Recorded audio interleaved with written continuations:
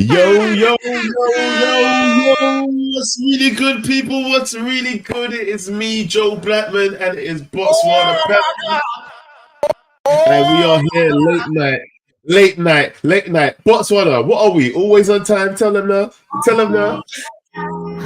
Always on time, Joe. No, but we kinda. late back settings, people. Like, we're sorry for the late things, but we had to set up some things to make sure the stream will run smoothly. Because today we are talking about the good, bad, and ugly about Ten Hag's signings. And you know what? There's quite a lot we have to go through. There's a lot of them. We didn't realize how much there was to go through, really, when we have to consider if we're going to think about the loan signings, the ones that we let go.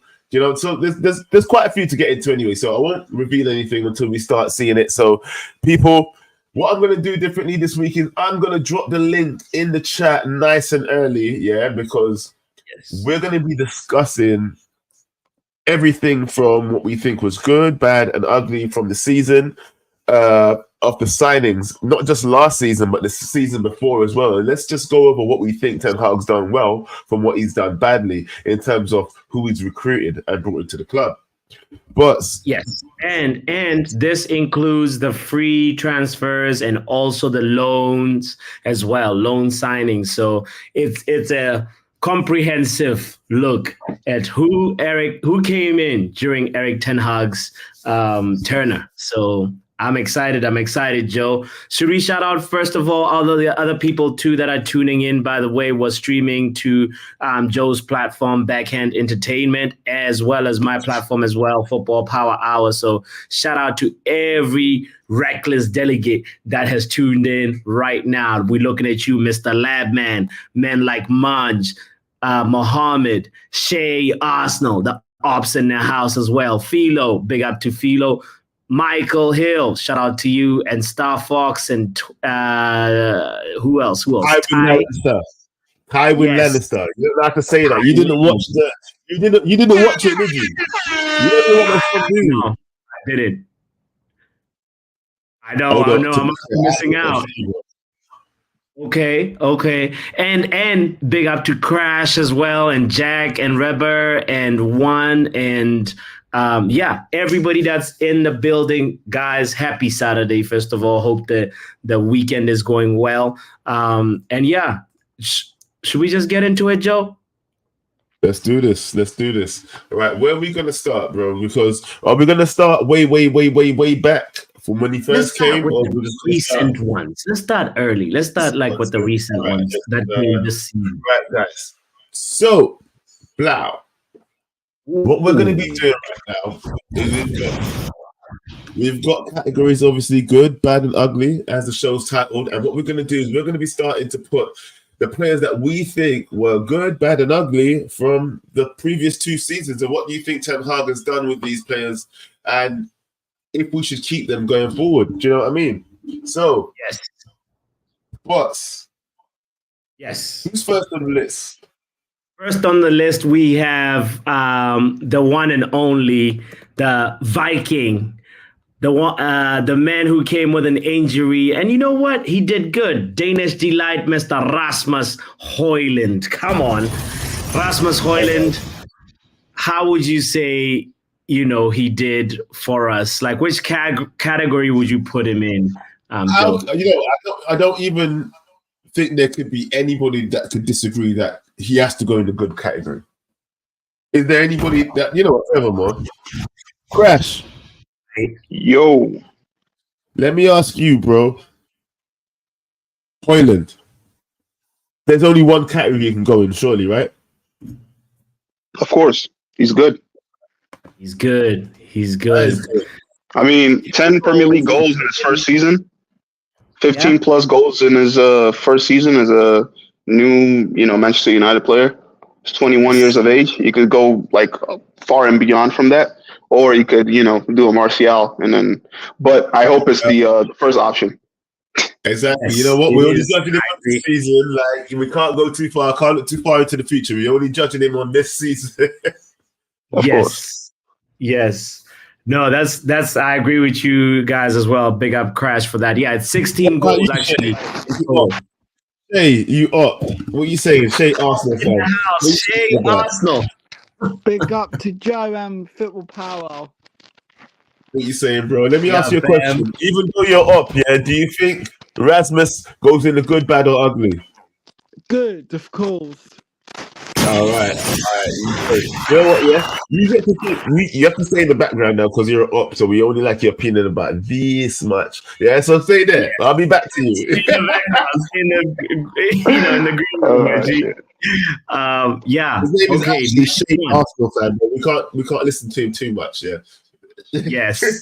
Next one on the list is let's go to Casemiro. How about Casemiro? Oh no! Stay in the line, bro.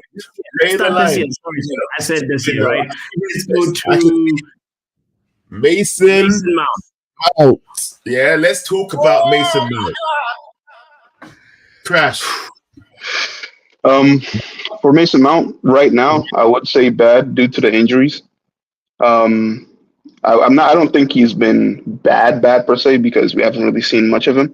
Because all the games he really got to play was one in I believe it was in the Carabao Cup and another in the FA Cup, and then the rest was just like at the end of the season. So it was very stop-start from him. I'll say bad though, just due to injuries. But why would you say bad?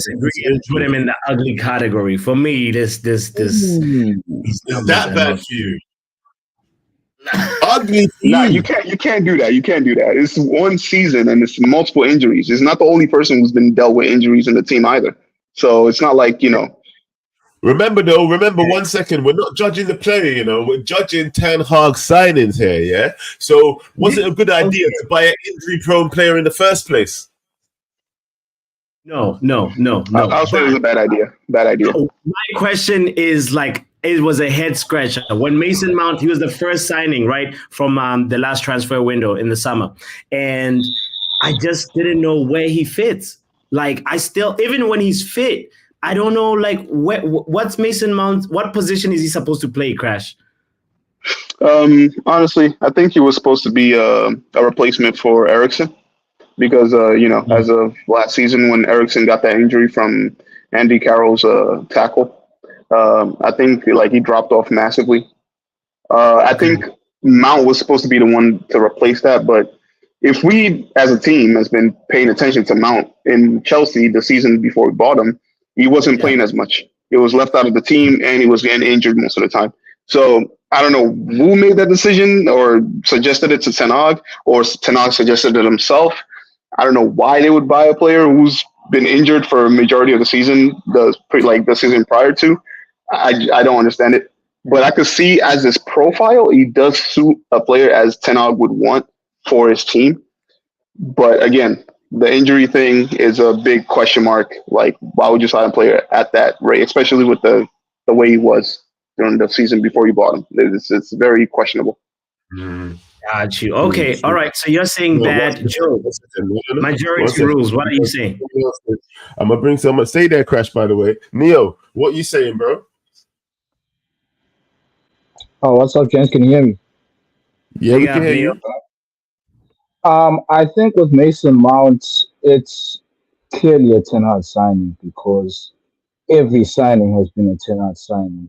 I mean, how can we even debate this? He's clearly got all the keys, and he's the one who makes the final decisions.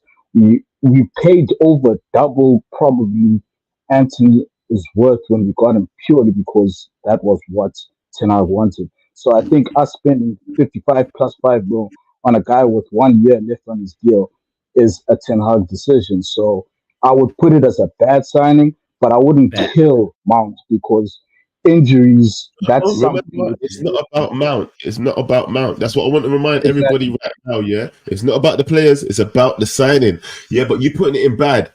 I would actually say it might even be ugly, like Bot said, because you know why? I'm saying, why would you buy a player that's injury prone? There were other players that we could have looked at that were at a better price. And a higher quality. No, maybe not a higher quality, but at least a better price. Yeah.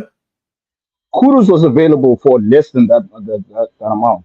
So like there's a lot of decisions that could have been You're made. not going to play Kudus the same place you play him out, though. You're not. Excuse me? You're not going to play Kudus the same place you play him out. Kudus is more versatile. Yeah, but you're not going to play Kudus as a supporting midfielder, are you? Well, the thing is, I think we signed Mounts to play in that 2 high 8 system. So there'll be with him and Bruno more of like 8/10s, which is something Kudus can do. And also, when you look at a lot of characteristics that Mount has, when you look at how he can take the ball, turn, and be able to dribble, Kudus excels in a lot of these things. So I do think Kudus could have been got, but I genuinely believe Ten Hag just wanted him, so we got him. Okay, you know what? I'm going to agree with the majority then and say bad. You know, we can't just, impose our decisions, but the audience has spoken. So, yeah. Sure. We're going Neil, to go with bad, yeah? I'm curious, where are you calling from, bro? Neil. Oh, no, South Africa, bro. Oh, so it's Neil. Yes.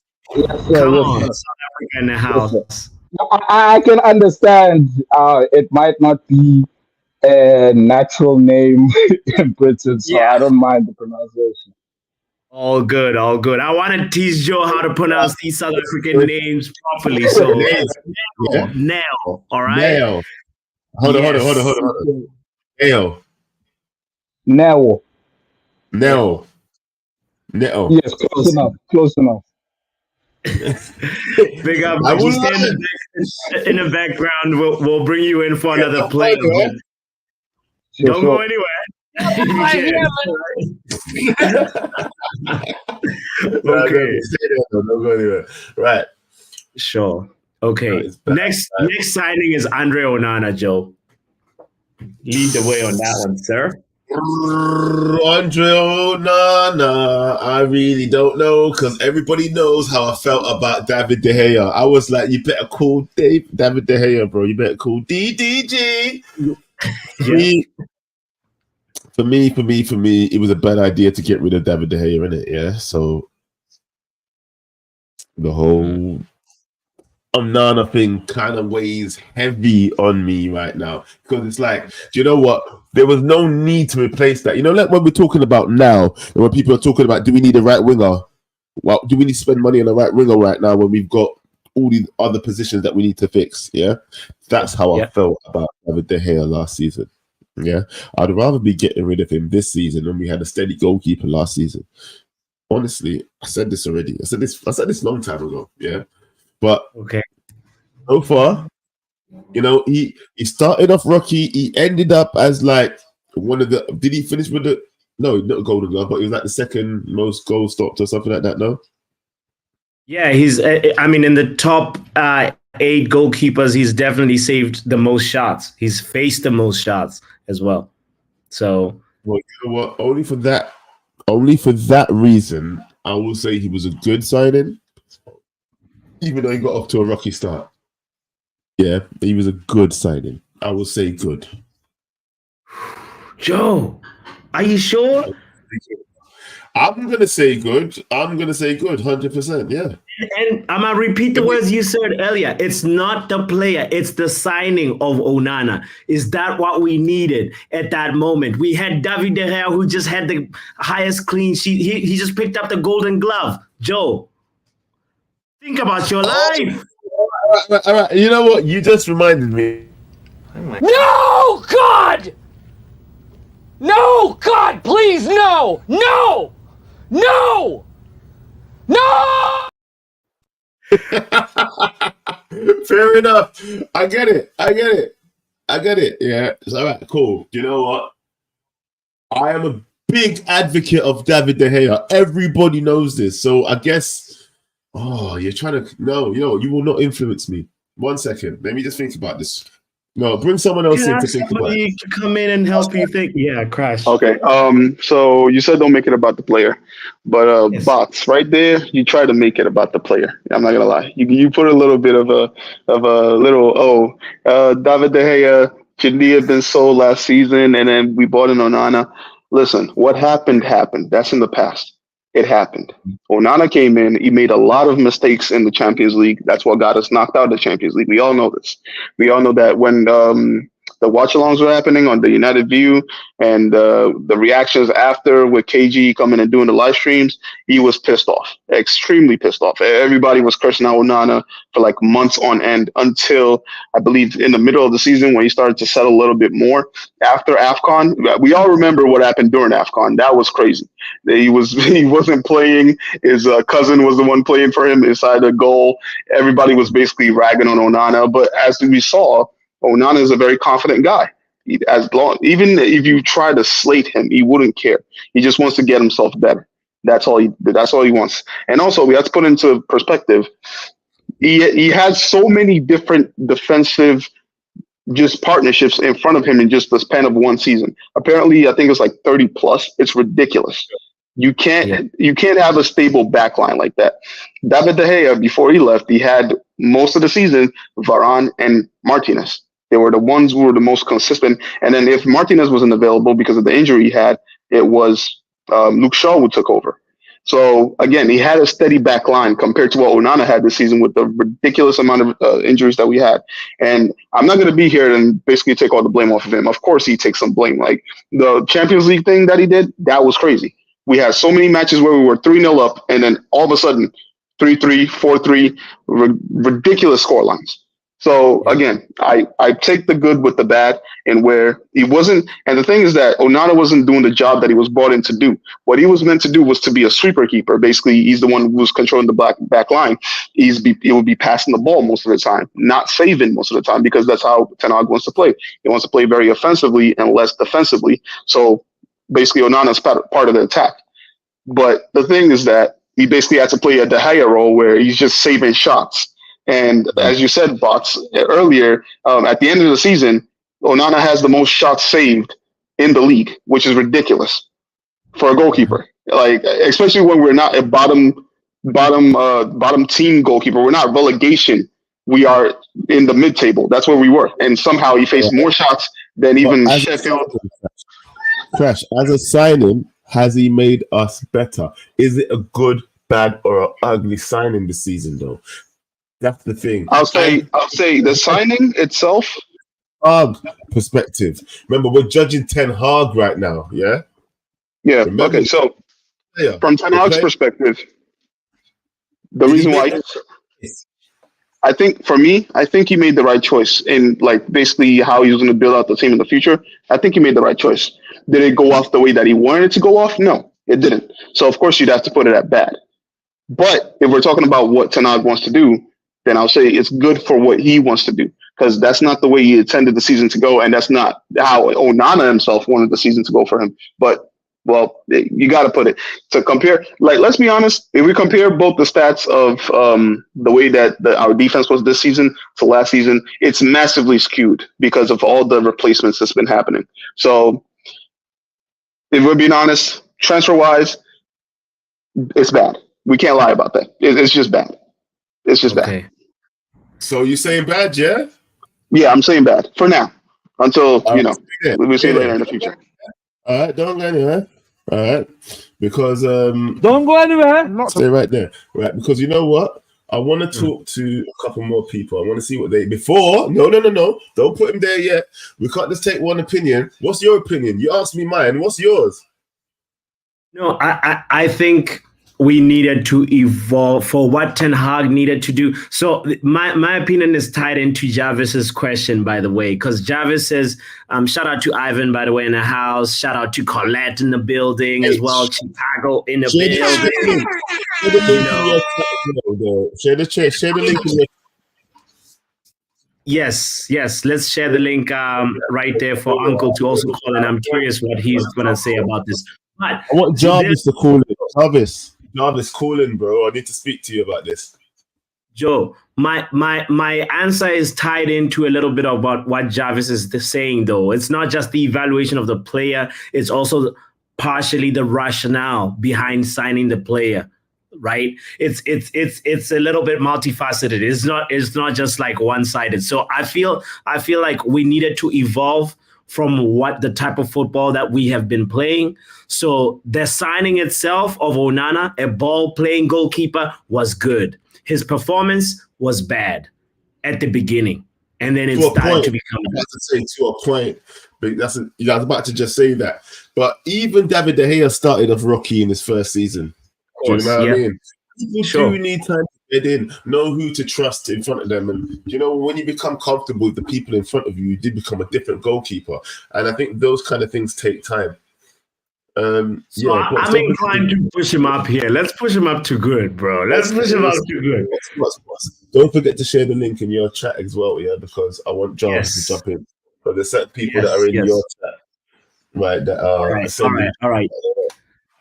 The link is right there in the chat for anybody that wants to call in and give their opinion as well on this. I think I'm more inclined to put Onana more good than bad. So if anybody disagrees, we want to hear it.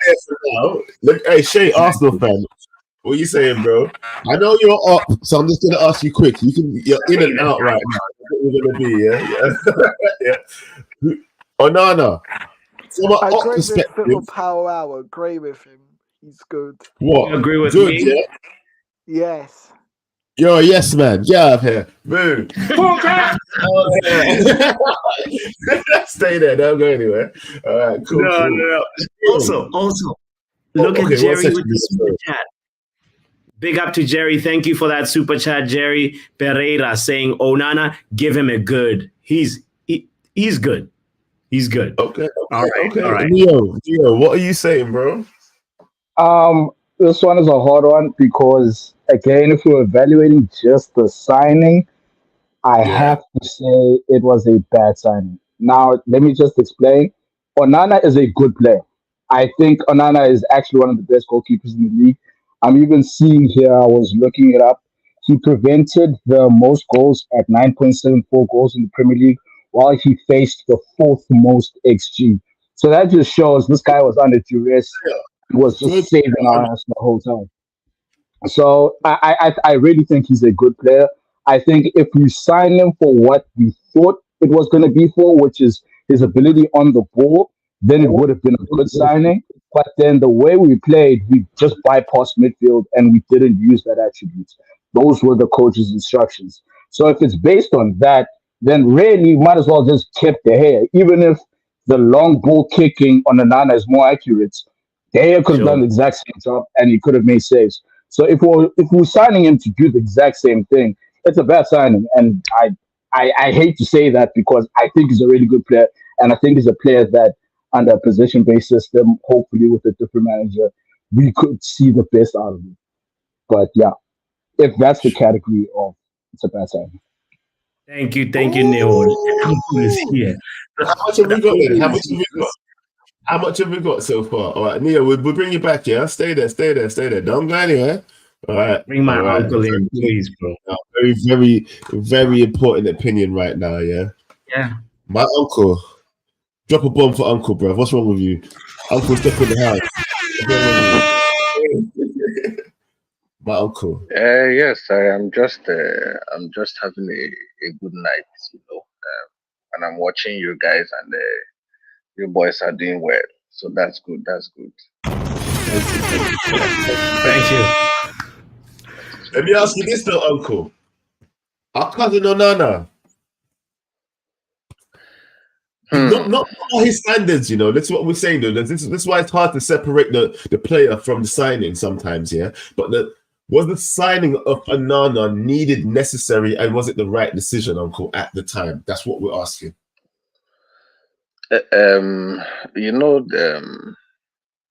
Sometimes people forget things because they want to live in the moment. If we remember correctly, by the end of last season, David De Gea's last season, we were begging for a new goalkeeper. We were begging because the things that what David De Gea was doing was not Erik Ten Hag's football. First of all, he was terrible playing out from the back. Let's not forget. The guy was terrible playing out from the back. Literally. He would be giving the ball away, he would be kicking the ball long directly to the he was not comfortable, you know. Yes. Yes. And don't forget, in the years last season, uh Ten Hag had to concede his style of play to suit the team. So because the gear was not that good from playing at the back, he was not really pushing his defensive line as high as he wanted to. That is number two. Number three, let's also not forget that the gear had a consistent centre back pairing in front. In fact, a consistent back four for majority of the season in front of him. Okay, let's not forget that. And then finally, even the thing that he was good at, which is making saves, the guy had blunders upon blunders upon blunders in his last season. Remember. Let us not forget. In the Europa League, in the Premier League, there were matches we lost simply down to the guy's blunder. You know, so as at the time the signing was being made, it was necessary. It was a necessary signing. We needed to evolve to play Ten Hag's style of football. And Onana was the one that was fit for purpose. And also, the guy was he had passed his best. Sadly, he had passed his best as at that time. And with context to the signing also, the guy was on high wages. So if you want to look at it financially, for real. it wasn't a bad signing because Onana came in and is taking lesser wages than the guy was taking. You know, so on every angle that you want to look at it, true.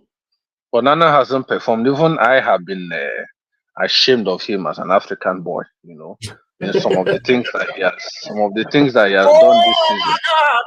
Yes. You know, I have been very ashamed. But he has done good things as well this season. We should praise him for the good. You know, when he does good, we should praise him as well. So I think it is a good signing that has had a bad season or an average season. So big up, Uncle. We will leave it at good. Right. On that note, we're keeping him in good. Uncle said so, and that's the bottom line. Hey. Yes, anybody who doesn't want good should come to my house and explain to me. It isn't good. Don't go anywhere. Don't go anywhere. Stay right there. Next one. Oh, Lord. Sophia and Amrabat. You know what? Yeah, this one is going to cause some controversy. Why have you put it in bad already? What are you doing? No. What are we doing? Just need him to put him somewhere. He's the next one we're talking about.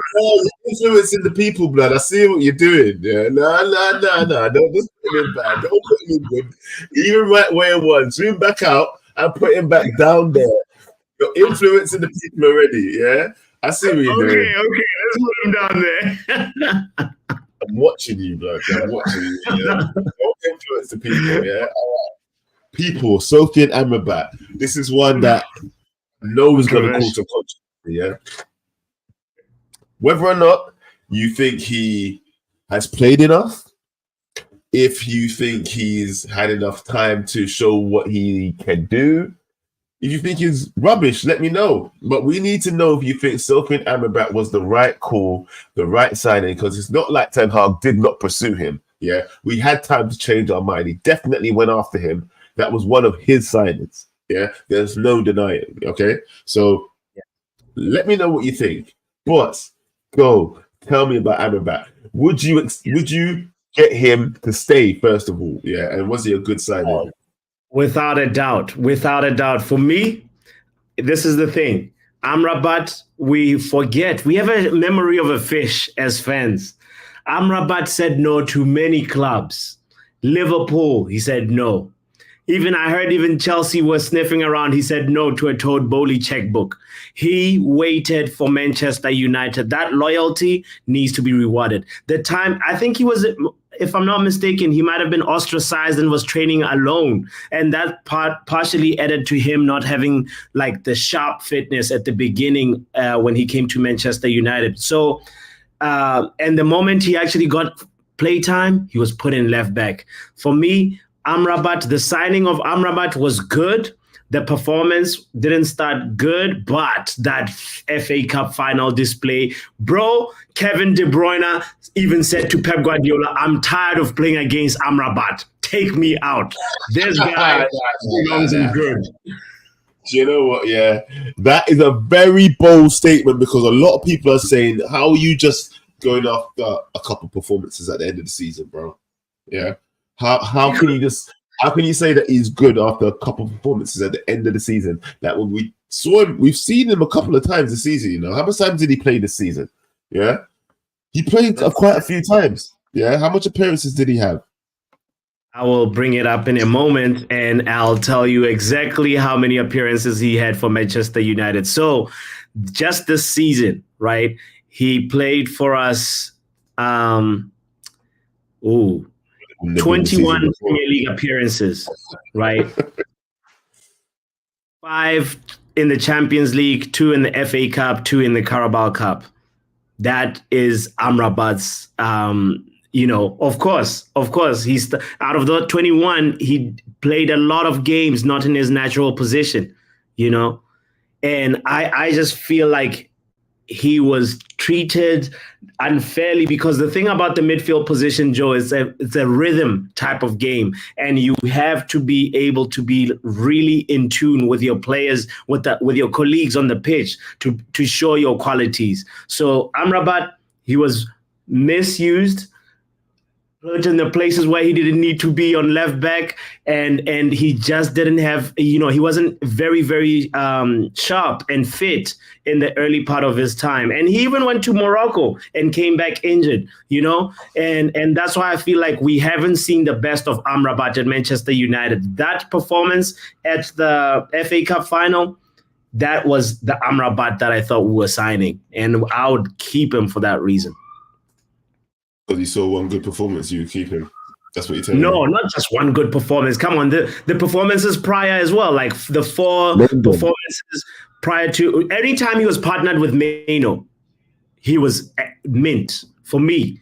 I saw him versus Liverpool. I'm gonna go in backwards order this time, Uncle, because you came in last. Keep, sell, good, bad, or ugly.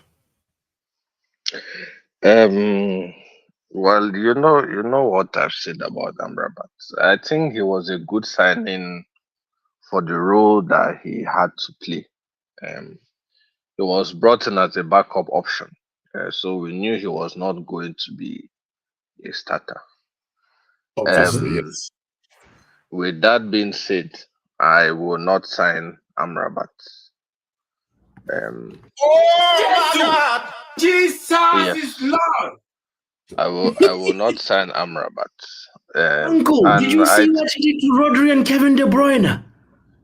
Yes, but you see, that has always been the Man United problem, and I think the earlier we learn this as fans, the better for us, especially in this club called Man United.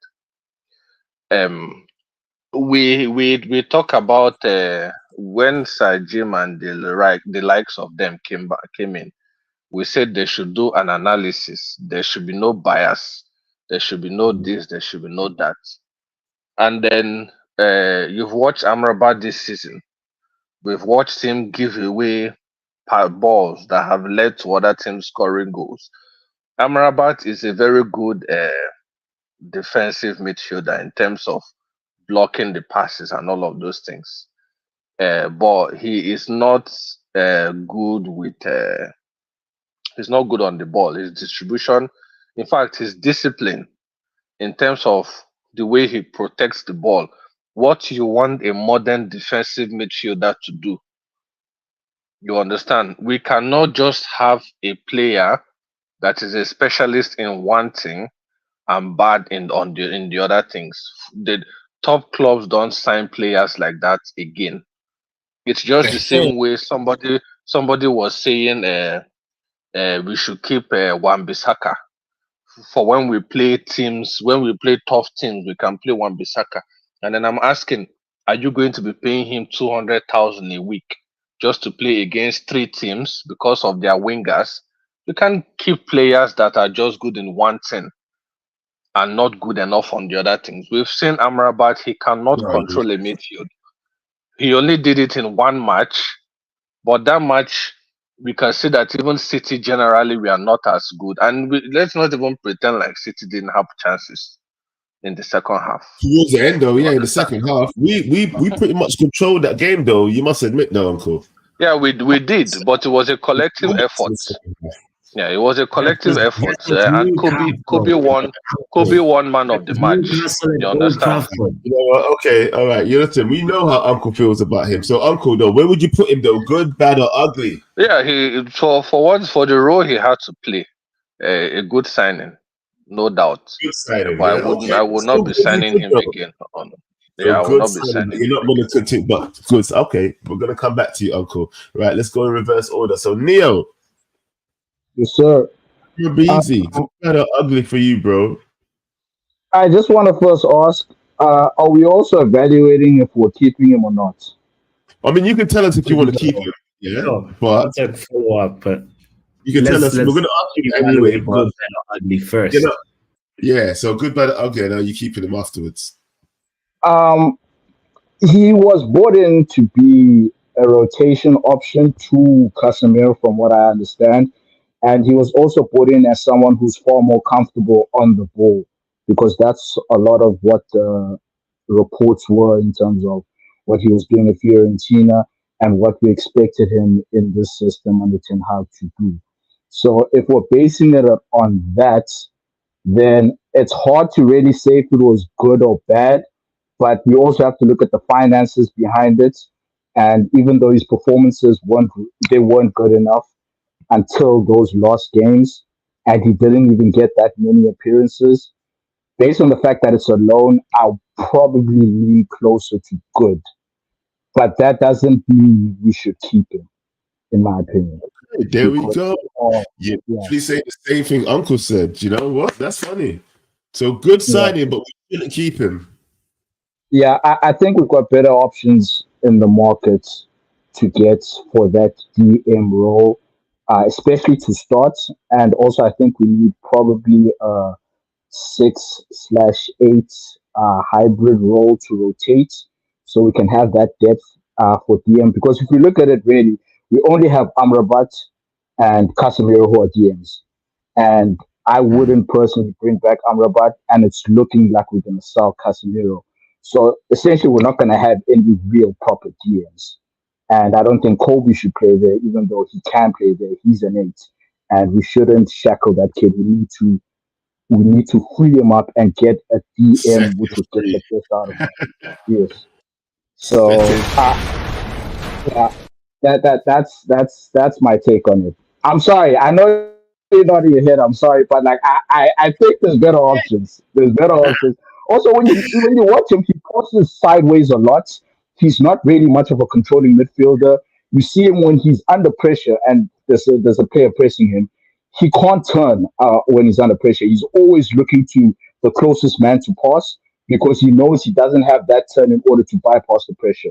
And I feel we need this type of as a player, though, you got to know your weaknesses, isn't it? He's that kind of guy. He's there to break up the play. That's the kind of guy he is. Warrior, break up the play. Give the ball to someone who can pass the ball better than you. Do you know what I mean? It's simple. Yeah. Yes, but we can get that while still having those on-ball qualities. Yeah, that's all I wanted to say. Okay, we'll bring you back. What are you saying there, Butts? No, I wanted to ask Neo if swap Amrabat and Casemiro versus Man City. Are we winning that? Are we controlling the midfield like that? I wanted to ask Uncle. We watched Manchester United versus Newcastle at Old Trafford. Are we still having a glue in the midfield like that? These things are like, I don't want us to repeat the sub. It's a mistake. That's where I'm at with it. But I don't want us to dwell too much on this too. Crash, what are you saying, bro? What's your opinion? And then we'll move on. All right. So I heard Uncle, I heard Nell, I heard what they had to say. I agree with both of them, but not to the point where they're saying don't keep him. I think we should keep him. The reason why I say that is because first of all, we have rumors about us selling Casemiro to the Saudi League. So that's one. We're losing a defensive midfielder. What other defensive midfielder do we have other than Casemiro and Amrabat right now? None, right? Okay, so we have zero. We have zero. We have zero other defensive midfielders. So we should keep Amrabat and then buy somebody else. And this at the ending of the FA Cup, we have this kid that Erik Ten Hag went up to. His name is Toby Collier, I believe, and he's also a defensive midfielder. He's coming in from the academy, so that means Ten Hag has a plan for him. The same way he did to Kobe in the Carabao Cup final, where he put his arms around him and he was like, "Hey, look, this is going to be you next year. We're going to do this again." Blah blah blah. And well, he did that. So he has another kid in mind to bring up to the first team and try to slowly introduce him to the first team, like he did with Kobe Mainoo. So if Ten Hag is still here, hopefully he is. He has a plan. And there's a reason why he's going up to these kids and telling them about his plan. There's a reason why he brought Ethan Wheatley in from the youth academy when he was banging goals in the youth. So he brought him in and he said, "Hey, you deserve a start. You know, you deserve to play in the first team for a bit to get a feeling of how it feels to play in the first team level." So if we're speaking about if we should keep Amrabat or not, we need to have a defensive midfielder. We can't just sell Casemiro and Amrabat and not sign Amrabat and then say that, yeah, that's it, we're good off for next season. We're not. We're not good off for next season. That means we have no midfielders to side with Kobe Mainoo. We have no other midfielders to rest Kobe Mainoo for. And we're just basically trying to put all that workload on a potentially fit, and I say potentially fit, Mount, who's probably not going to be fit next season. And the Kobe Mainoo, who's going to have to basically play after taking part of the Euros. That's not smart. If we do that, that's just going to put too much workload. Just the same thing that happened that caused all this injuries the season like this. This season that just happened, the reason why all these players started getting injured like that was because they played way too many games. They were playing games after games after games. They played the World Cup, and then after that, boom, all the injuries just ridiculously started happening. It happened to Liverpool. It happened to us. It happened to Newcastle. It happened to every top team in the league. But it hit us the worst because every player that we had basically went to the World Cup. So, again, you know what? I understand the points of Uncle and of Nail of saying that he's not the type of profile that we need, and I agree with that. He's not the defensive midfielder that we need in that midfield. But if we're looking at it right now, we could get him at a bargain, and that's the most important part of it. He's a bargain. He's $20 million euros or pounds.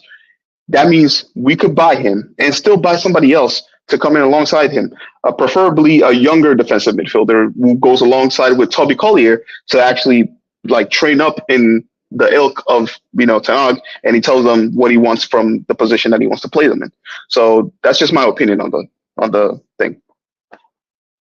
Sure, big up, Crash. Thank you for sharing that. And Joe, I don't want us to dwell too much on this. We've got a lot of signings to go through. We've gone too low. I was about to say we've gone on too low on Amrabat. I told you it's going to be controversial one, isn't it? Yeah, but not really though. Everybody actually agreed that it should be in the good section. The only thing people are not agreeing on is if he should be signed next season. But that is something we will discuss on another show. Yeah, go down. Let me see who's left, bro. Who is left? How much people we got left? Then we got to run. Do a part 2 at this rate. Do you even know who this guy is? Why is there? We started playing like what? Once, twice. I'll take Bayern there. How much time did Bayern there play this season? Where are we putting Bayern there? I'm not trying to start an agenda. I just have to place him on one of these sections, Joe, for the conversation to continue. So where are we putting Bayern there? No appearances. Big shout out to the guys that are just joining in this conversation. By the way, in the chat, make sure you hit the like button. Make sure you subscribe if you haven't done so yet. The link is in the chat if you want to call in. We want to hear your opinion as well. So let's try and Joe, I went first on Amrabat. Where are you putting Bayern there? Bro, he didn't play any games. Come on, didn't Bande play when Onana was refusing to go to Africa? Like He didn't let him play, fam. Versus Newport County. Did he play a game? Yeah, he conceded 2. Then it's a bad signing. He played one game and conceded 2 goals. Why is this thing wrong then? What are you asking, Joe? I'm looking at the thing that you sent me, and it's saying that he played no games for us. Yeah, maybe it's saying in the Premier League. You just make sure. Am I confusing Bande with somebody else? I'm pretty sure he played versus Newport County. Anyway, yeah, and that you're probably looking. Yes, it was in a cup game. So that's why maybe you're looking at the league minutes. Okay. All right. Yes. Okay, there you go. 1 appearance. Yeah, 2 goals conceded in the FA Cup. Waste man. Okay, Carabao Cup none. Europa. He made 3 appearances in the Europa League as well. Really? It says so. You see, sorry, qualifications. It says something about the qualifications, not Europa. It's fine. Let's move on to the next one then. I don't think anybody's going to disagree too much. He's somewhere between bad and ugly. He's only had 2 clean sheets, yeah? Okay. I'm going to put him straight into the bad. Yeah, I don't think he was a good signing. We didn't use him enough. There was no point in... I know we need a backup goalkeeper, but then we already have a backup goalkeeper that we could use this little. You know what I mean? Like, what was the point? Sure. Do you mean like goalkeeper? It's a bad signing. I hear. Anyway, let's move on from Bande. Let's go to the next player. Yeah, we got Johnny Evans. Good. And you know what? Good on Ten Hag for looking at him, seeing what we already had, and thought, bloody, he's better than them, man. He looked at Johnny Evans in training because he was just trying to keep fit, and he thought, hold on a minute, this old brother here is better than these, anyway, bad words, that are playing on my team right now. And he thought, I'd rather have him. I don't care how old he is. He has to be good. Has to be a good signing. Look how Johnny Evans helped us out this season, fam. How can it not be a good signing? That was a smart, signing. He's a signing. Anything? Yeah. If he should be above most of these, yeah. All you men should be ashamed, yeah. Most of you men should be ashamed of yourself, yeah. You actually can't look at Johnny Evans. How can you look at Johnny Evans now? If you're Maguire, how can you look at Johnny Evans? The only defender that can look at Johnny Evans is Varane and Lucha. Nobody else can look at Evans. Everybody else has to turn their head. Yeah, simple. Mm-hmm. Done. I 100%, 3,000% agree with you. Johnny Evans. I'm just asking. Crash, yes or no? Good. Oh, I'm just kidding. I'm playing. He's good. Yeah.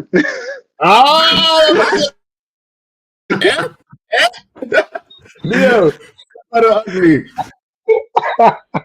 No, man. If there was a great category, I'd actually put him in that, because the amount of games he played because of the injuries we had, and the fact that he was actually pretty decent. In my opinion, you can't really count Martinez because he didn't play enough. I'd argue he's probably around second, third best defender for us this season, considering like he was just consistent. So it's a free. He's on 65K a week. He played 32 games, 22 starts, and this is a guy who was coming in during preseason just to get fitness and help the youth. He ended up being very important for us. So taking that into consideration, I think it was a good signing, and I'm also very glad that we are looking to renew for another year because I feel he'd be good again in that role. Hopefully he won't end up playing as many minutes, but for experience in the locker room, teaching the youth, winning experience, he knows what it's about to be United players from the academy as a fifth option centre back. Listen, I asked you for a quick answer, blood. What the hell, blood? What the hell? I said yes or no. I was like, how long?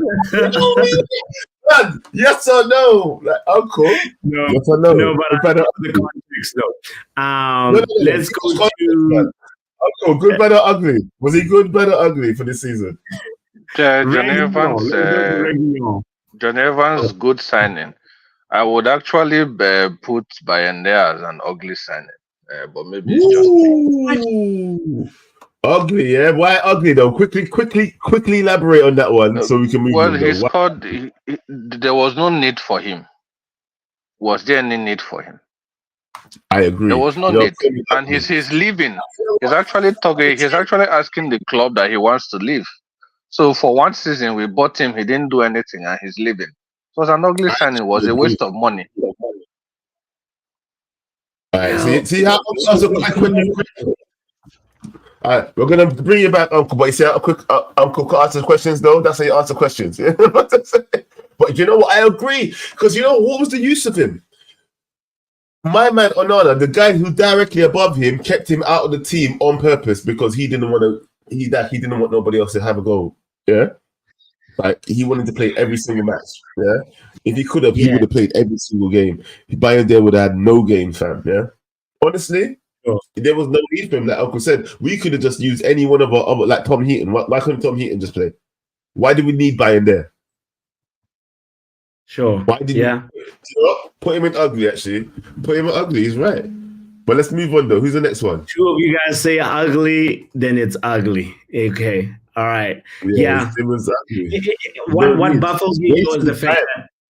that what baffles me about Binder is that like in training it means that he wasn't even doing enough to give like the Ten Hag scratch his brain a little bit. The fact that Ten Hag was like, no, anytime Onana is here, I'm never even looking at Binder. It says something about him too. His training may not have been at that level that's required. So yeah, we wasted his time and ours actually because he could have been somewhere else applying his trade. Do you know what I mean? Rather than being on the bench. So hey, it is what it is. It's an ugly one. All right, next one. Let's get to the next one. We're moving slow. Serge Reguilon. Where does Reguilon go, brother? All right, I know he was only alone, yeah, but it has to be a good thing that we had him, yeah. It's a bad thing that we got rid of him, is what I think, yeah. But that was down to the medical department, as we know already, and it's saying that we was going to have Malacia back in it, yeah. It was a definite good thing to have him, bro. And we were begging for somebody like him in the second half of the season after we got rid of him, weren't we? Sure. Literally begging for a left back, any left back. And we used Amrabizi there, and then like you said, didn't showcase his skills properly when we could have been using man like Reguilon, who knows what to do down the left-hand side. Yeah. At the time we were using Aaron Wan-Bissaka at left back, and we looked disgusting. We could have been using Reguilon.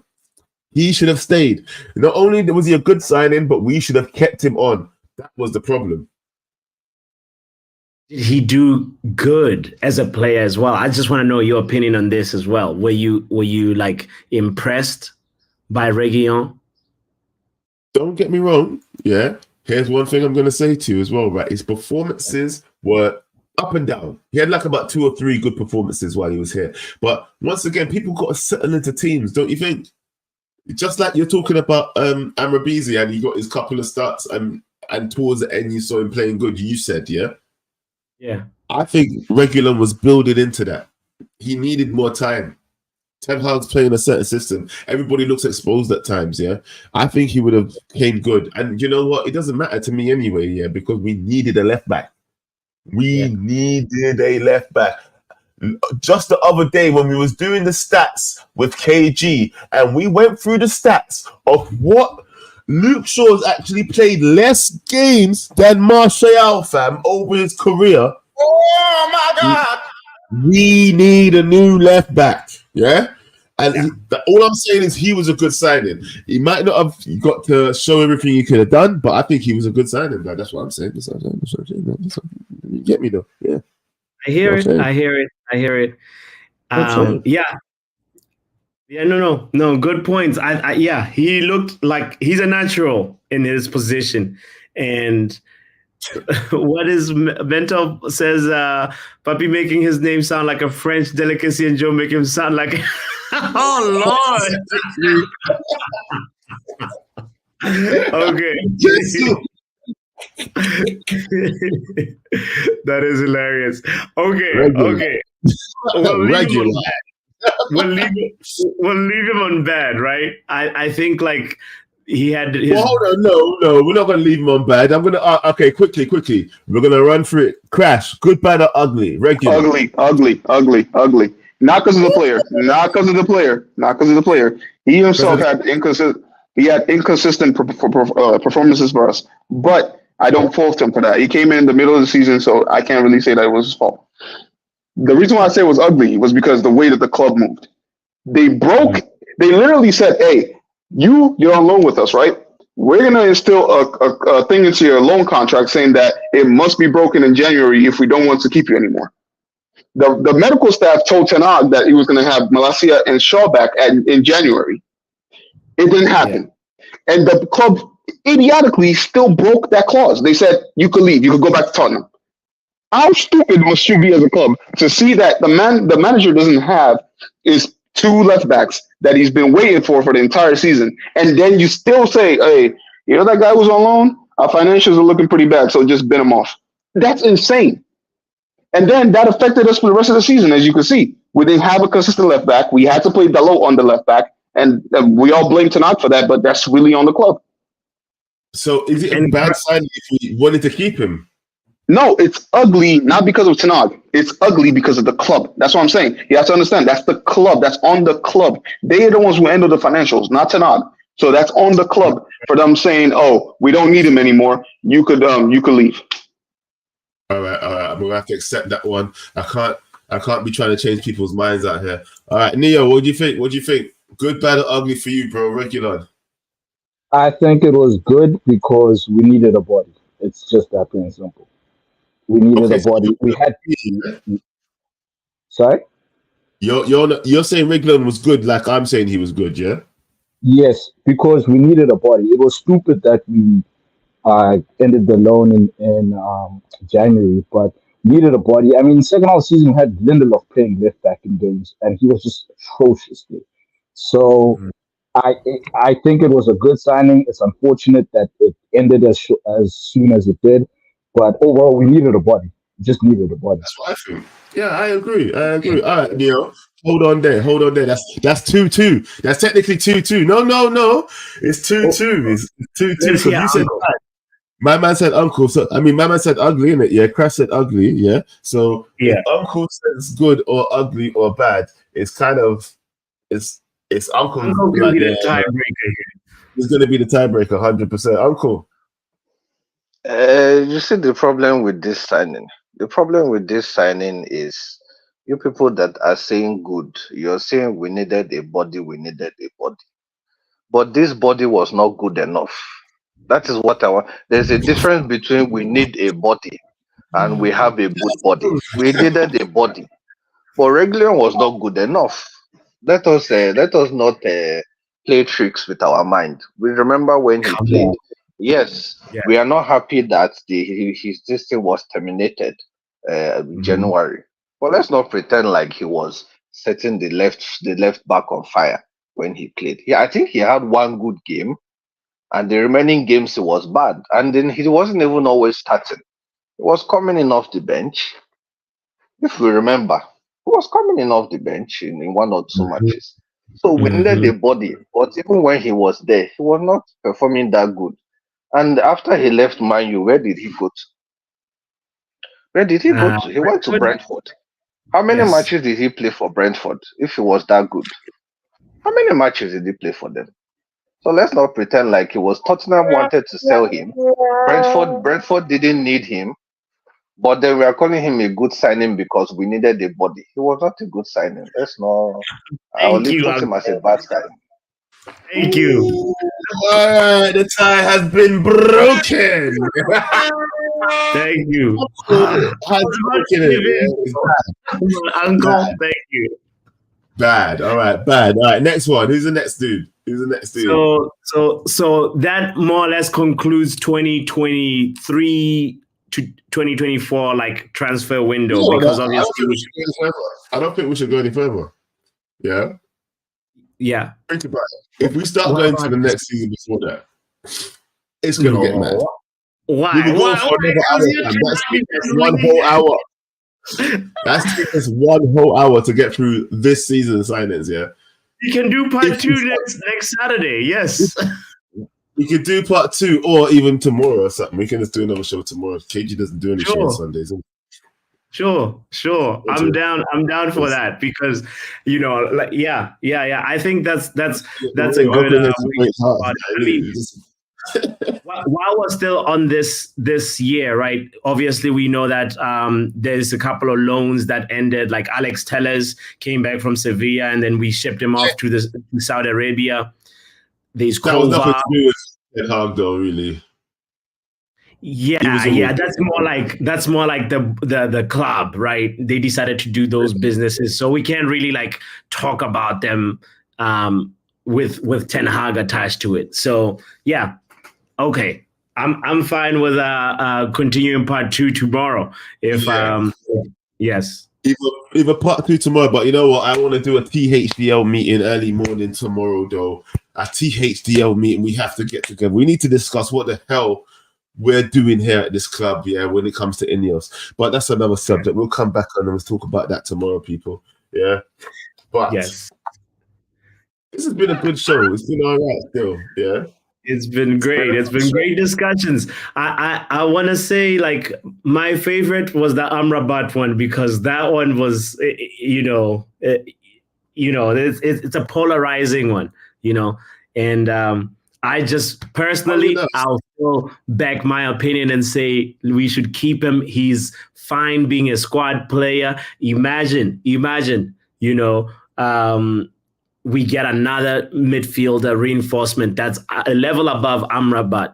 Then we know that anytime that midfielder gets injured, we can always call on Sofian Amrabat. So for me, let's leave the guy. Also, he has a bald head. Come on. Pay attention. Big baldy. He's fake baldy. What do you mean, Uncle? Fake baldy. Fake baldy. Yeah, listen to your own hands. Yeah?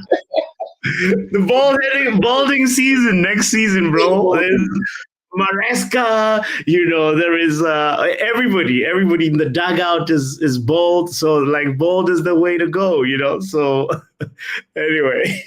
Hey, you know what though, guys? Listen, it's been a great show, man. Thank you for all that joined in. Thank you for the 76 people that are still watching right now. Big up yourselves, and also please make sure you join my brethren, Botswanapapi over Football Power Hour. Come and join me whenever you want over Backhand Entertainment.